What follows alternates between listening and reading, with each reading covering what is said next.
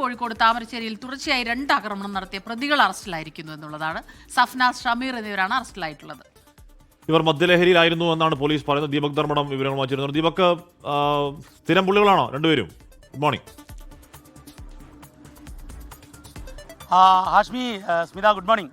ഇവർ സ്ഥിരം പുള്ളികൾ തന്നെയാണ് എന്നുള്ളതാണ് അല്പം മുമ്പ് താമരശ്ശേരി IP സായുജുമായി സംസാരിക്കുന്ന സമയത്ത് മനസ്സിലായത്.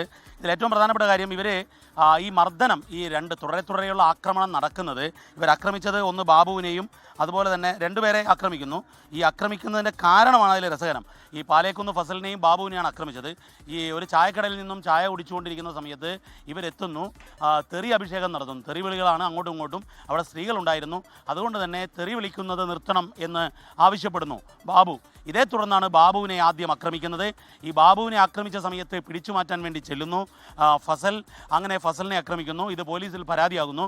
പോലീസിൽ സാക്ഷി പറയുമെന്ന് ഫസൽ പറഞ്ഞതിൻ്റെ പേരിൽ ആദ്യം ഫസലിൻ്റെ വീട്ടിൽ പോയി ഭീഷണിപ്പെടുത്തുന്നു.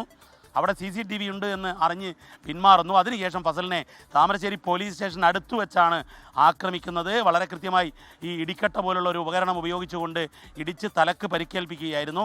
അതിലാണ് ഇപ്പോൾ താമരശ്ശേരി IP-യുടെ നേതൃത്വത്തിൽ അവരെ അറസ്റ്റ് ചെയ്തു. ഈ പ്രതികളെ നമുക്ക് ലഭ്യമാകുന്ന വിവരമനുസരിച്ച് ഇപ്പോൾ മജിസ്ട്രേറ്റ് മുൻപാകെ ഹാജരാക്കി 14 ദിവസത്തേക്ക് റിമാൻഡ് ചെയ്തു എന്നുള്ളതാണ്.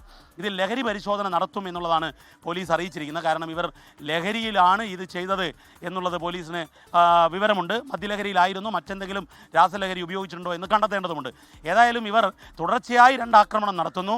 അതിൽ 2ാമത്തെ ആക്രമണം പോലീസിൽ പരാതി നൽകിയതിനും സാക്ഷി പറയുമെന്ന് പറഞ്ഞതിനുമാണ് എന്നുള്ളതാണ് ഗൗരവം. ഈ താമരശ്ശേരിയിലെ സ്ഥിരം ക്രിമിനൽ സ്വഭാവമുള്ള അക്രമങ്ങൾ ഇങ്ങനെ നടന്നുകൊണ്ടിരിക്കുന്നു എന്നുള്ളതാണ് ഏറ്റവും ദുഃഖകരമായ കാര്യം. ഹാഷ്മി, സ്മിത. ലോകത്തെവിടെയായാലും ഏത് സമയത്തും 24 വാർത്തകളും ഓഗ്മെന്റഡ് റിയാലിറ്റി പാക്കേജുകളും എക്സ്പ്ലെയിനറുകളും വിശദമായി കാണാൻ ഞങ്ങളുടെ YouTube ചാനൽ നിങ്ങൾക്ക് സബ്സ്ക്രൈബ് ചെയ്യാം.